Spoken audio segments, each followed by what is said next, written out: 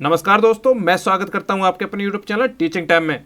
दोस्तों, अगर आप भी बिहार शिक्षक भर्ती 2024 की टीआरई 3.0 या टीआरई 4.0 की तैयारी कर रहे हैं तो ये वीडियो आपके एग्जाम के पॉइंट ऑफ व्यू से बहुत महत्वपूर्ण रहने वाला है। क्योंकि दोस्तों, इस वीडियो में बीपीएससी में पिछले 10 वर्षों में पूछे गए साइंस के सभी प्रश्नों को लिया गया है, जो आपके एग्जाम में बहुत हेल्पफुल रहने वाले हैं। इसलिए आप इन सभी प्रश्नों को बहुत ध्यान से पढ़ें, ताकि ऐसे कोई भी क्वेश्चन अगर आपके एग्जाम में आए तो वो आपसे ना छूटे। और वीडियो अच्छा लगे तो वीडियो को फ्रेंड्स एंड फैमिली के साथ शेयर करके वीडियो को लाइक और चैनल को सब्सक्राइब जरूर करें, ताकि स्टडी से रिलेटेड ऐसे अच्छे वीडियो आप तक पहुंचते रहें। तो चलिए वीडियो शुरू करते हैं।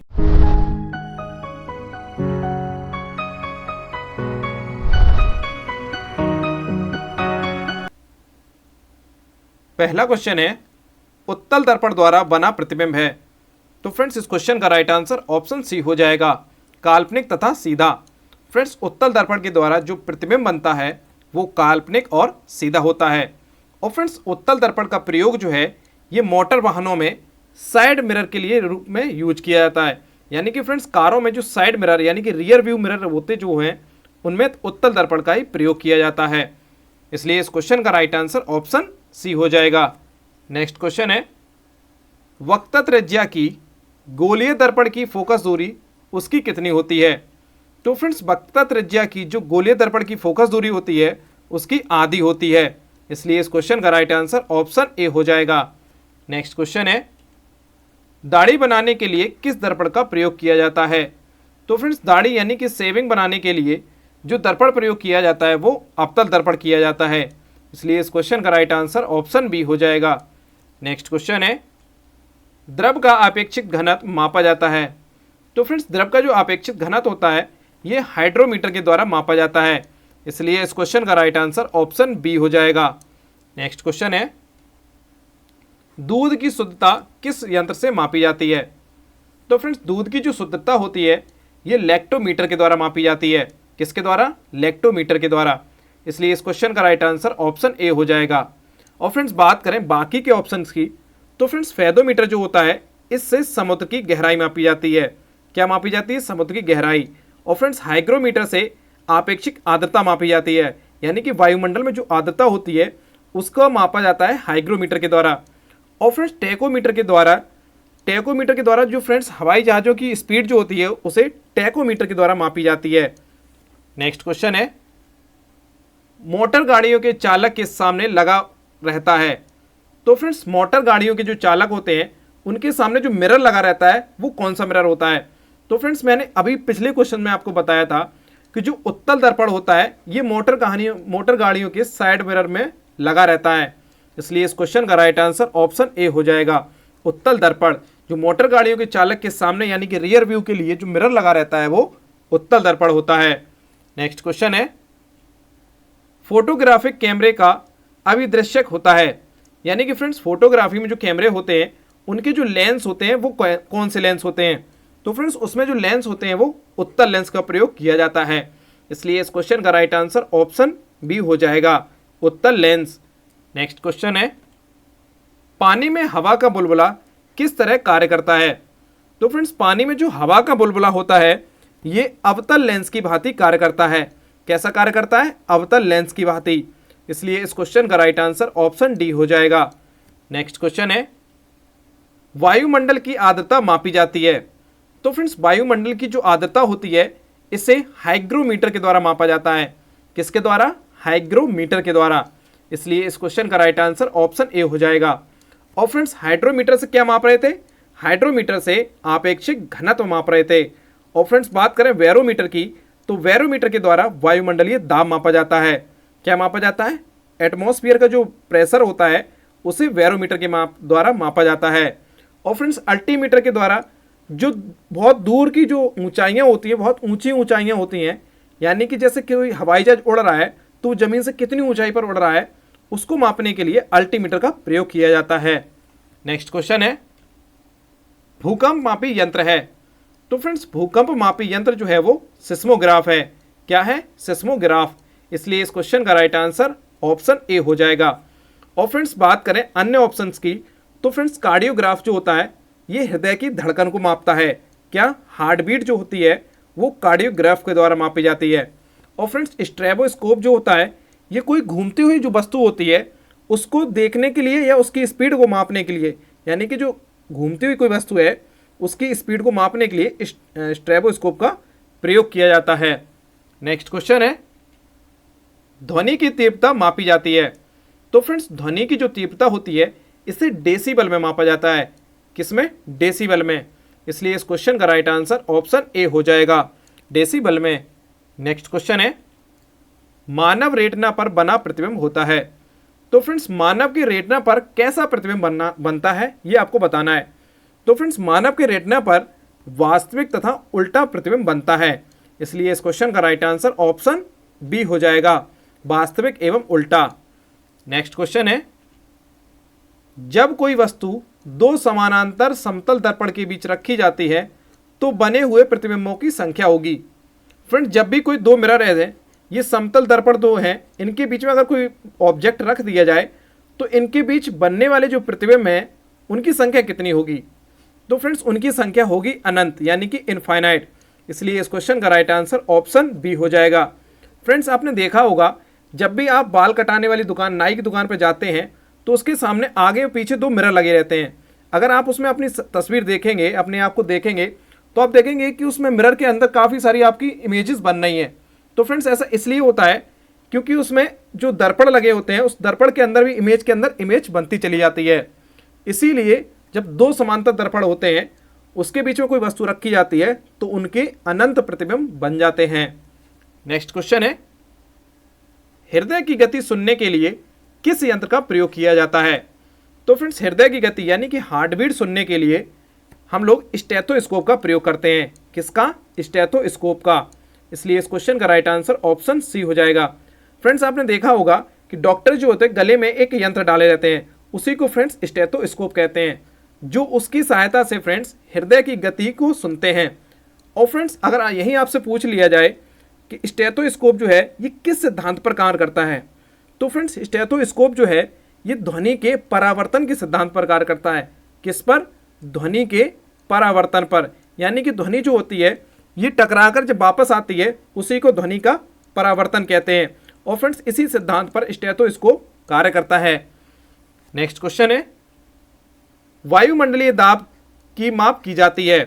तो फ्रेंड्स वायुमंडलीय दाब जो होता है इसे बैरोमीटर की सहायता से मापा जाता है। किसके सहायता से? बैरोमीटर की सहायता से। इसलिए इस क्वेश्चन का राइट आंसर ऑप्शन डी हो जाएगा। और फ्रेंड्स लैक्टोमीटर की सहायता से दूध की शुद्धता मापते हैं। मैनोमीटर की सहायता से फ्रेंड्स गैसों का जो दाब होता है उसे मापा जाता है। और जबकि ओडोमीटर की सहायता से गाड़ियों की जो स्पीड होती है उसको मापा जाता है। गति जो होती है उसे ओडोमीटर की सहायता से मापा जाता है। नेक्स्ट क्वेश्चन है, सरल सूक्ष्मदर्शी में वस्तु को रखा जाता है। तो फ्रेंड्स सरल सूक्ष्मदर्शी में जो वस्तुओं को रखा जाता है वो लेंस और प्रकाशक केंद्र के बीच में रखा जाता है। इसलिए इस क्वेश्चन का राइट आंसर ऑप्शन ए हो जाएगा, लेंस और प्रकाश केंद्र के बीच में। नेक्स्ट क्वेश्चन है, वनस्पति तेलों से कृत्रिम घी बनाने में किस उत्प्रेरक का प्रयोग किया जाता है? तो फ्रेंड्स वनस्पति तेलों से जो कृत्रिम घी बनाया जाता है उसमें उत्प्रेरक के रूप में फ्रेंड्स निकेल का प्रयोग किया जाता है। किसका? निकेल का। इसलिए इस क्वेश्चन का राइट आंसर ऑप्शन सी हो जाएगा। नेक्स्ट क्वेश्चन है, अमोनिया बनाने की हैबर विधि में किस उत्प्रेरक का प्रयोग किया जाता है? तो फ्रेंड्स सबसे पहले तो आपको पता होना चाहिए कि अमोनिया गैस जो है ये हैबर विधि के द्वारा बनाई जाती है। किसके द्वारा? हैबर विधि के द्वारा। और फ्रेंड्स इस हैबर विधि में जो उत्प्रेरक प्रयोग किया जाता है वो लौह चूर्ण होता है। कौन सा? लौह चूर्ण होता है। इसलिए इस क्वेश्चन का राइट आंसर ऑप्शन ए हो जाएगा। नेक्स्ट क्वेश्चन है, अवतल दर्पण में वस्तु का प्रतिबिंब दर्पण के पीछे काल्पनिक, सीधा तथा वस्तु से बड़ा बनता है जब वस्तु होती है। तो फ्रेंड्स आपको बताना है कि दर्पण में, अवतल दर्पण में वस्तु को हम कहाँ रखें जिससे कि उसका जो प्रतिबिंब है वो दर्पण के पीछे काल्पनिक, सीधा और वस्तु से बड़ा बने। तो फ्रेंड्स हमको वस्तु रखनी पड़ेगी उसके फोकस और ध्रुव के बीच में। कहाँ पर? फोकस और ध्रुव के बीच में अगर हम कोई वस्तु रखते हैं तो अवतल दर्पण में उसका प्रतिबिंब जो होता है वो दर्पण के पीछे बनेगा, काल्पनिक बनेगा और सीधा बनेगा और वस्तु से बड़ा भी बनेगा। इसलिए इस क्वेश्चन का राइट आंसर ऑप्शन डी हो जाएगा। नेक्स्ट क्वेश्चन है, रक्त का दाब किस यंत्र से मापा जाता है? तो फ्रेंड्स रक्त का दाब यानी कि ब्लड का प्रेशर जो होता है इसे स्फिग्मोमैनोमीटर से मापा जाता है। किसके द्वारा? स्फिग्मोमैनोमीटर के द्वारा रक्त का जो दाब होता है वो मापा जाता है। इसलिए इस क्वेश्चन का राइट आंसर ऑप्शन बी हो जाएगा। और फ्रेंड्स पायरोमीटर के द्वारा उच्च ताप को मापते हैं। किसको? उच्च तापमान को, उच्च ताप को पायरोमीटर की सहायता से मापा जाता है। और फ्रेंड्स एनीमोमीटर की सहायता से क्या मापा जाता है? तो फ्रेंड्स एनीमोमीटर की सहायता से वायु की गति मापी जाती है। किसकी? वायु की गति को मापा जाता है एनीमोमीटर की सहायता से। नेक्स्ट क्वेश्चन है, ट्रांसफार्मर का क्रोड बना होता है। तो फ्रेंड्स ट्रांसफार्मर जो होते हैं इनका जो क्रोड होता है वो नर्म लोहे का बना होता है। इसलिए इस क्वेश्चन का राइट आंसर ऑप्शन ए हो जाएगा, नर्म लोहे का। नेक्स्ट क्वेश्चन है, ट्रांसफार्मर किस सिद्धांत पर आधारित होता है? तो फ्रेंड्स आपको बताना है कि जो ट्रांसफार्मर है ये किस सिद्धांत पर कार्य करता है।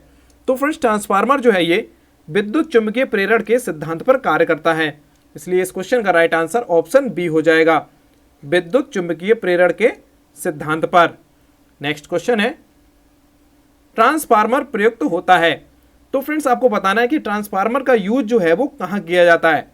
तो फ्रेंड्स ट्रांसफार्मर का यूज जो है वो एसी वोल्टेज को उपचयन या अपचयन करने के लिए किया जाता है। यानी कि फ्रेंड्स एसी वोल्टेज को बढ़ाने या घटाने के लिए ट्रांसफार्मर का प्रयोग किया जाता है। इसलिए इस क्वेश्चन का राइट आंसर ऑप्शन डी हो जाएगा। और फ्रेंड्स एसी को डीसी में बदलने के लिए किसका प्रयोग किया जाता है? तो फ्रेंड्स एसी को डीसी में बदलने के लिए रेक्टिफायर का प्रयोग किया जाता है। किसका? रेक्टिफायर का। और वहीं फ्रेंड्स डीसी को एसी में बदलने के लिए यानी कि डायरेक्ट करंट को अल्टरनेट करंट में बदलने के लिए इन्वर्टर का प्रयोग किया जाता है। किसका? इन्वर्टर का, इन्वर्टर का प्रयोग किया जाता है। नेक्स्ट क्वेश्चन है, हीट स्टोन ब्रिज का प्रयोग किसे मापने में किया जाता है? तो फ्रेंड्स हीट स्टोन जो होता है इसका प्रयोग जो किया जाता है वो किया जाता है फ्रेंड्स प्रतिरोध को मापने के लिए। किसको? प्रतिरोध को मापने के लिए। इसलिए इस क्वेश्चन का राइट आंसर ऑप्शन सी हो जाएगा। नेक्स्ट क्वेश्चन है, पानी के अंदर ध्वनि सुनने का यंत्र कहलाता है। तो फ्रेंड्स जब भी कभी आपको पानी के अंदर अगर ध्वनि सुननी है तो उसके लिए आप हाइड्रोफोन का प्रयोग कर सकते हैं। किसका? हाइड्रोफोन का। इसलिए इस क्वेश्चन का राइट आंसर ऑप्शन डी हो जाएगा। और फ्रेंड्स हाइड्रोमीटर की सहायता से क्या माप रहे थे? तो फ्रेंड्स हाइड्रोमीटर की सहायता से हम लोग आपेक्षिक घनत्व माप रहे थे। क्या माप रहे थे? आपेक्षिक घनत्व को, यानी किसी भी द्रव का जो आपेक्षिक घनत्व होता है उसको हाइड्रोमीटर की सहायता से मापते हैं। नेक्स्ट क्वेश्चन है, लाउड स्पीकर में ऊर्जा परिवर्तन होता है। तो फ्रेंड्स जो लाउड स्पीकर होते हैं इसमें ऊर्जा का परिवर्तन पहले विद्युत ऊर्जा जो होती है वो यांत्रिक ऊर्जा में परिवर्तित होती है और फिर यांत्रिक ऊर्जा ध्वनि ऊर्जा में परिवर्तित होती है और जिसके सहायता से लाउड स्पीकर से हमें ध्वनि सुनाई देती है। इसलिए इस क्वेश्चन का राइट आंसर ऑप्शन बी हो जाएगा। फ्रेंड्स हम कहीं कहीं देखते हैं कि लाउड स्पीकर जो होती है वो विद्युत ऊर्जा को सीधे ध्वनि ऊर्जा में बदलता है, तो ये भी सही हो जाएगा और ये भी ऑप्शन इसका सही है कि विद्युत पहले यांत्रिक में बदलेगा और फिर यांत्रिक विद्युत ध्वनि ऊर्जा में बदल जाएगा। तो दोनों ही अगर ऑप्शन मतलब इनमें से कोई भी ऑप्शन अगर आपके पास है तो वो दोनों ही सही हो जाएंगे। विद्युत से ज़्यादा ध्वनि ऊर्जा हो वो भी सही है और विद्युत से यांत्रिक और यांत्रिक से ध्वनि ये भी सही है। नेक्स्ट क्वेश्चन है, निम्नलिखित में से किस यंत्र में यांत्रिक ऊर्जा विद्युत ऊर्जा में परिवर्तित होती है? तो फ्रेंड्स आपको बताना है, आपके पास ये 4 यंत्र दिए गए हैं, इनमें से आपको बताना है कि कौन सा यंत्र जो है वो यांत्रिक ऊर्जा को विद्युत ऊर्जा में बदलता है। तो फ्रेंड्स इन सभी में डायनेमो जो होता है ये यांत्रिक ऊर्जा को विद्युत ऊर्जा में कन्वर्ट कर देता है। इसलिए इस क्वेश्चन का राइट आंसर ऑप्शन डी हो जाएगा। नेक्स्ट क्वेश्चन है, निम्नलिखित में से कौन सी युक्ति विद्युत ऊर्जा को यांत्रिक ऊर्जा में परिवर्तित करती है? तो फ्रेंड्स अब आपको बताना है कि ऐसा कौन सा युक्ति या कौन सा यंत्र है जो विद्युत ऊर्जा को यांत्रिक ऊर्जा में बदलता है। तो फ्रेंड्स विद्युत मोटर जो होती है ये विद्युत ऊर्जा को यांत्रिक ऊर्जा में परिवर्तित कर देती है। इसलिए इस क्वेश्चन का राइट आंसर ऑप्शन सी हो जाएगा। और फ्रेंड्स डायनेमो क्या कर रहा था? तो फ्रेंड्स डायनेमो जो है ये यांत्रिक ऊर्जा को काय में बदल रहा था? तो ये बदल रहा था विद्युत ऊर्जा में।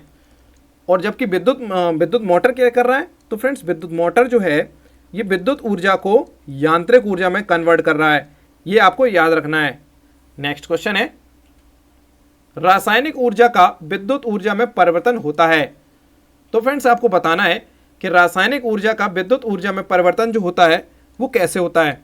तो फ्रेंड्स ये बैटरी की सहायता से जो रासायनिक ऊर्जा है वो विद्युत ऊर्जा में परिवर्तन कर देता है, इसलिए इस क्वेश्चन का राइट आंसर ऑप्शन सी हो जाएगा।